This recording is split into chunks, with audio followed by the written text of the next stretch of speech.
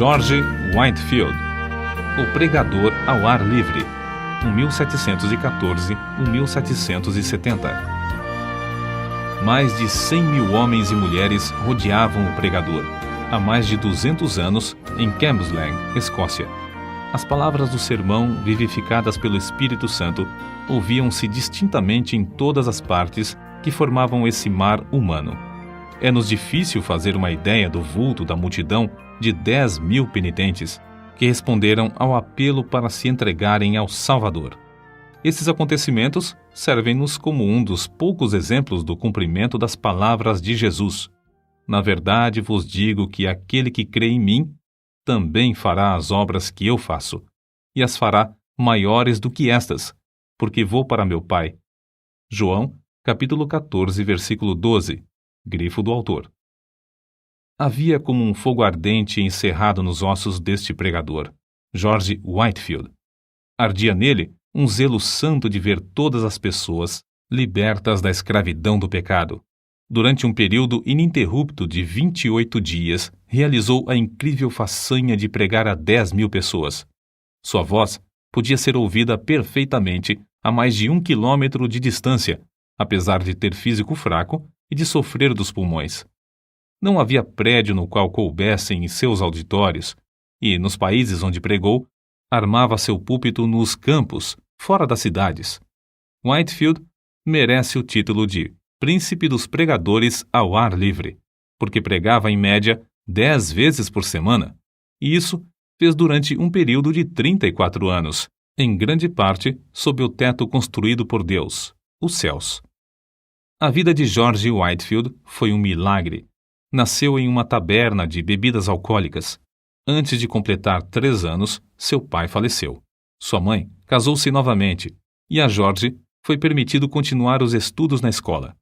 Na pensão mantida por sua mãe, fazia a limpeza dos quartos, lavava roupa e vendia bebidas no bar.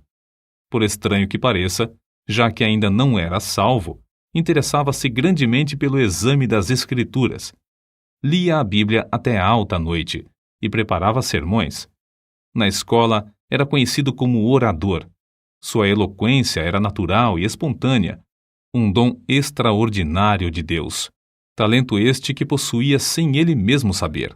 Custeou os próprios estudos em Pembroke College, Oxford, servindo como garçom em um hotel.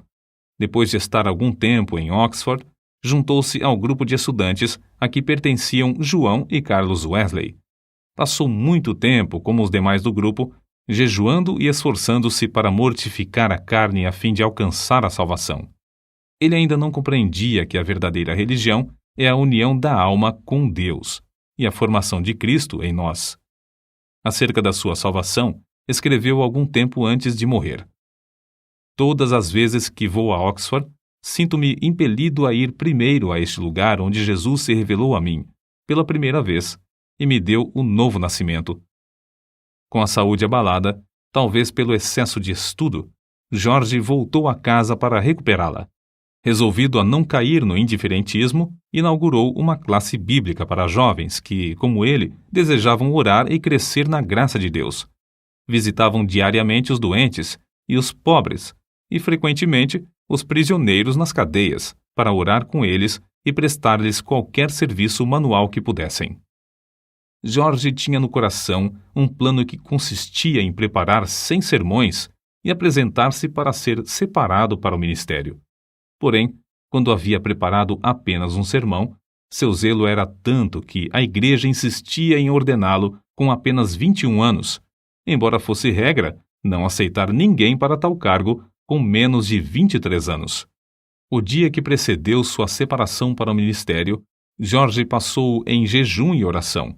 Acerca desse fato, ele escreveu: À tarde, retirei-me para um alto, perto da cidade, onde orei com instância durante 2 horas, pedindo em meu favor e também por aqueles que estavam para ser separados comigo. No domingo, levantei-me de madrugada e orei sobre o assunto da epístola de Paulo a Timóteo, especialmente sobre o seguinte preceito: Ninguém despreze a tua mocidade. Quando o ancião me impôs as suas mãos, se meu vil coração não me engana, ofereci todo o meu espírito, alma e corpo para o serviço no santuário de Deus. posso testificar perante os céus e a terra que dei-me a mim mesmo, quando o ancião me impôs as mãos, para ser um mártir por aquele que foi pregado na cruz em meu lugar.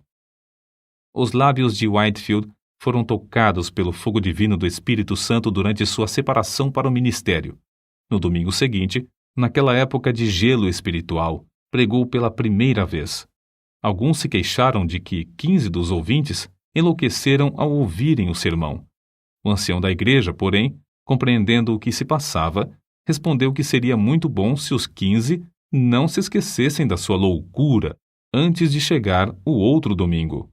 Whitefield nunca se esqueceu nem deixou de aplicar a si as seguintes palavras do Dr. Delany: desejo, todas as vezes que subir ao púlpito, considerar essa oportunidade como a última que me é dada de pregar e a última dada ao povo de ouvir. Alguém assim escreveu sobre uma de suas pregações. Quase nunca pregava sem chorar, e sei que as suas lágrimas eram sinceras. Ouvi-o dizer: vós me censurais porque choro, mas como posso conter-me quando não chorais por vós mesmos, apesar das vossas almas mortais estarem à beira da destruição? Não sabeis se estáis ouvindo o último sermão ou não, ou se jamais tereis outra oportunidade de chegar a Cristo. Chorava às vezes até parecer que estava morto e custava a recuperar as forças. Disse que os corações da maioria dos ouvintes eram derretidos pelo calor intenso de seu espírito, como prata na fornalha do refinador. Quando estudante no colégio de Oxford, seu coração ardia de zelo. Pequenos grupos de alunos se reuniam no seu quarto diariamente, movidos tais quais os discípulos logo depois do derramamento do Espírito Santo no Pentecostes. O Espírito continuou a operar poderosamente nele e por ele durante o resto da sua vida, porque nunca abandonou o costume de buscar a presença de Deus. Separava o dia em 3 partes: 8 horas sozinho com Deus e em estudos, 8 horas para dormir e fazer as refeições, 8 horas para o trabalho entre o povo. De joelhos, lia e orava sobre a leitura das Escrituras, recebendo luz, vida e poder. Numa de suas visitas aos Estados Unidos, passou a maior parte da viagem a bordo, sozinho em oração. Alguém escreveu sobre ele: seu coração encheu-se tanto dos céus que anelava por um lugar onde pudesse agradecer a Deus, e sozinho, durante horas, chorava comovido pelo amor consumidor do seu Senhor. Suas experiências no ministério confirmavam a sua fé na doutrina do Espírito Santo como Consolador ainda vivo, o poder de Deus operando atualmente entre nós. A pregação de George Whitefield era feita de forma tão vívida que parecia quase sobrenatural. Conta-se que, certa vez, pregando a alguns marinheiros, descreveu um navio perdido num furacão. Tudo foi apresentado em manifestações tão reais que, quando chegou ao ponto de descrever o barco afundando, alguns marinheiros pularam dos assentos gritando: "As baleeiras! As baleeiras!" Em outro sermão, falou acerca de um cego andando na direção de um precipício desconhecido. A cena foi tão real que, quando o pregador chegou ao ponto de descrever a chegada do cego à beira do profundo abismo, o camareiro mor, Chesterfield, que assistia, deu um pulo gritando: "Meu Deus, ele desapareceu!" O segredo, porém, da grande colheita de almas salvas não era a sua maravilhosa voz nem a sua grande eloquência. Não era também o caso de que o povo tivesse o coração aberto para receber o Evangelho, uma vez que havia, na época, grande decadência espiritual entre os crentes. Também não foi por falta de oposição. Repetidas vezes, Whitefield pregou nos campos porque as igrejas fecharam-lhe as portas. Às vezes, nem os hotéis queriam aceitá-lo como hóspede.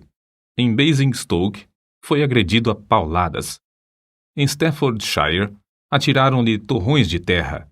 Em Moorfield, destruíram a mesa que lhe servia de púlpito e arremessaram contra ele o lixo da feira.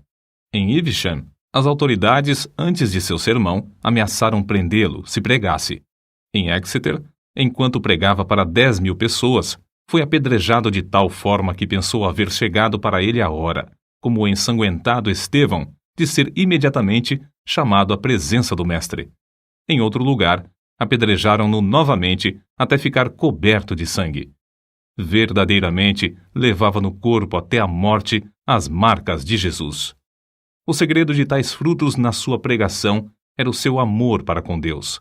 Ainda muito novo, passava noites inteiras lendo a Bíblia, que muito amava. Depois de se converter, teve a primeira daquelas experiências de sentir-se arrebatado, ficando a sua alma inteiramente aberta, cheia, purificada, iluminada da glória e levada a sacrificar-se inteiramente ao seu Salvador.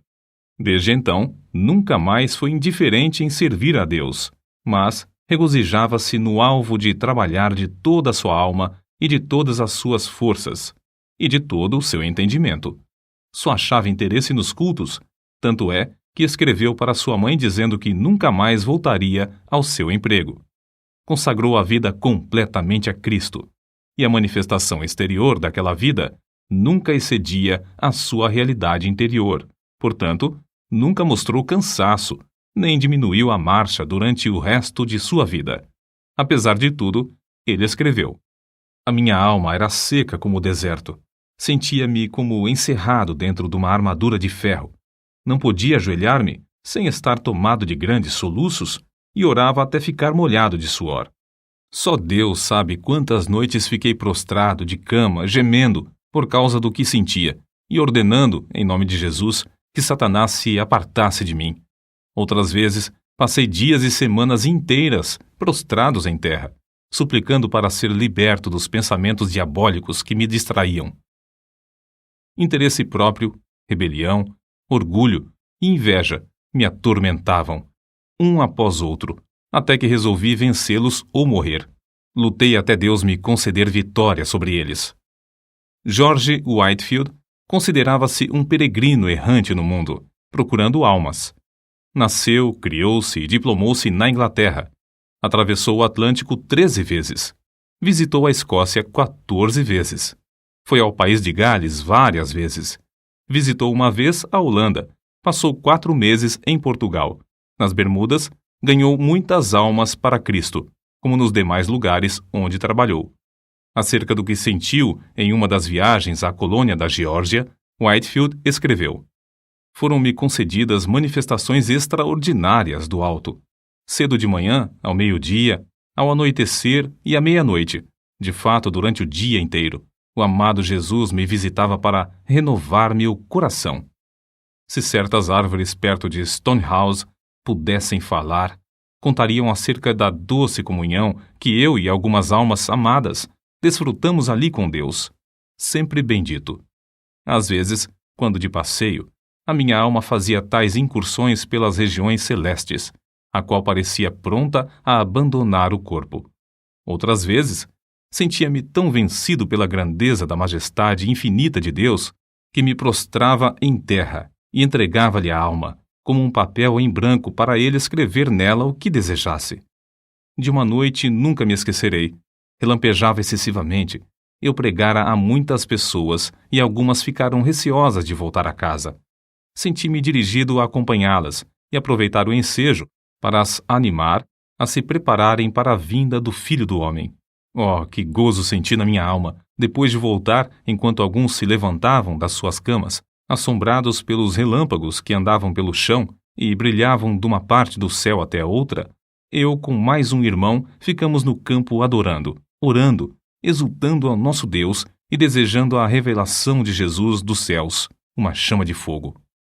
Como se pode esperar outra coisa a não ser que as multidões a quem Whitefield pregava fossem levadas a buscar a mesma presença? Na sua biografia, há um grande número de exemplos que bem ilustram tal fato. Oh, quantas lágrimas foram derramadas, com forte clamor pelo amor do querido Senhor Jesus. Alguns desmaiavam e, quando recobravam as forças, ouviam e desmaiavam de novo. Outros gritavam como quem sente a ânsia da morte. E depois de findar o último discurso, eu mesmo senti-me tão vencido pelo amor de Deus que quase fiquei sem vida. Contudo, por fim, revivi. E depois de me alimentar um pouco, estava fortalecido bastante para viajar cerca de 30 quilômetros até Nottingham. No caminho, a alma alegrou-se cantando hinos. Chegamos quase à meia-noite. Depois de nos entregarmos a Deus em oração, deitamo-nos e descansamos na proteção do querido Senhor Jesus. Ó Senhor, jamais existiu amor como o teu. No dia seguinte, em Fog's Manor, a concorrência aos cultos foi tão grande como em Nottingham. O povo ficou tão quebrantado que, por todos os lados, vi pessoas banhadas em lágrimas. A palavra era mais cortante que espada de 2 gumes, e os gritos e gemidos alcançavam o coração mais endurecido. Alguns tinham semblantes pálidos como a palidez de morte, outros torciam as mãos, cheios de angústia. Ainda outros foram prostrados ao chão, ao passo que outros caíam e eram aparados nos braços de amigos. A maior parte do povo levantava os olhos para os céus, clamando e pedindo a misericórdia de Deus. Eu, enquanto os contemplava, só podia pensar em uma coisa: o grande dia. Pareciam pessoas acordadas pela última trombeta, saindo dos seus túmulos para o juízo. O poder da presença divina nos acompanhou até Basking Ridge, onde os arrependidos choravam e os salvos oravam lado a lado. O indiferentismo de muitos transformou-se em assombro, e o assombro, depois, em grande alegria. Alcançou indivíduos das mais diversas classes, idades e tipos de conduta. A embriaguez foi abandonada por aqueles que eram dominados por esse vício. Os que haviam praticado qualquer ato de injustiça foram tomados de remorso. Os que tinham furtado foram constrangidos a fazer restituição. Os vingativos pediram perdão. Os pastores ficaram ligados ao seu povo por um vínculo mais forte de compaixão. O culto familiar foi iniciado nos lares. Os homens foram levados a estudar a palavra de Deus e a ter comunhão com o Pai nos céus.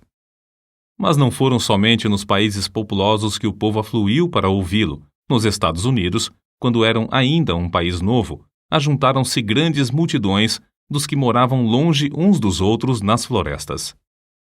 O famoso Benjamin Franklin, no seu jornal, assim noticiou essas reuniões. Quinta-feira, o reverendo Whitefield partiu de nossa cidade acompanhado de 150 pessoas a cavalo, com destino a Chester, onde pregou a 7.000 ouvintes, mais ou menos. Sexta-feira, pregou 2 vezes em Williamstown, a quase 5.000. No sábado, em Newcastle, pregou a cerca de 2.500. E na tarde do mesmo dia, em Christiana Bridge, pregou a quase 3.000. No domingo, em White Clay Creek, pregou 2 vezes, descansando uma meia hora entre os sermões, a 8.000 pessoas, das quais cerca de 3.000 tinha vindo a cavalo. Choveu a maior parte do tempo, porém, todos se conservaram em pé, ao ar livre. Como Deus estendeu a sua mão para operar prodígios por meio de seu servo, vê-se no seguinte relato. Num estrado perante a multidão, depois de alguns momentos de oração em silêncio, Whitefield anunciou de maneira solene o texto. É ordenado aos homens que morram uma só vez, e depois disto vem o juízo. Depois de curto silêncio, ouviu-se um grito de horror, vindo de um lugar entre a multidão. Um pregador presente foi até o local da ocorrência para saber o que tinha acontecido. Logo voltou e disse: Irmão Whitefield, estamos entre os mortos e os que estão morrendo. Uma alma imortal foi chamada à eternidade. O anjo da destruição está passando sobre o auditório. Clame em alta voz e não cesse. Então, foi anunciado ao povo que um dentre a multidão havia morrido. Whitefield leu a segunda vez o mesmo texto. É ordenado aos homens que morram uma só vez. Do local onde a senhora Huntington estava em pé, veio outro grito agudo. De novo, um tremor de horror. Passou por toda a multidão quando anunciaram que outra pessoa havia morrido. Whitefield, porém, em vez de ficar tomado de pânico, como os demais, suplicou graça ao ajudador invisível e começou, com eloquência tremenda, a prevenir os impenitentes do perigo. Não devemos concluir, contudo, que ele era ou sempre solene ou sempre veemente. Nunca houve quem experimentasse mais formas de pregar do que ele. Apesar de sua grande obra, não se pode acusar Whitefield de procurar fama ou riquezas terrestres. Sentia fome e sede da simplicidade e sinceridade divinas. Dominava todos os seus interesses e os transformava para a glória do reino do seu Senhor. Não ajuntou ao redor de si os seus convertidos para formar outra denominação, como alguns esperavam.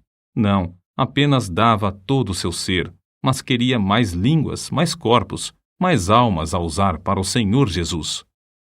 A maior parte de suas viagens à América do Norte foram feitas em prol do orfanato que fundara na colônia da Geórgia. Vivia na pobreza e esforçava-se para granjear o necessário para o orfanato. Amava os órfãos ternamente, escrevendo-lhes cartas e dirigindo-se a cada um pelo nome. Para muitas dessas crianças, ele era o único pai, o único meio de elas terem o sustento. Fez uma grande parte da sua obra evangelística entre os órfãos e quase todos permaneceram crentes fiéis, sendo que um bom número deles tornaram-se ministros do Evangelho. Whitefield não era de físico robusto. Desde a mocidade, sofria quase constantemente, anelando, muitas vezes, partir e estar com Cristo. A maior parte dos pregadores acha impossível ministrar quando estão enfermos como ele. Assim foi que, aos 65 anos de idade, durante sua 7ª viagem à América do Norte, findou a sua carreira na Terra, uma vida escondida com Cristo em Deus e derramada num sacrifício de amor pelos homens.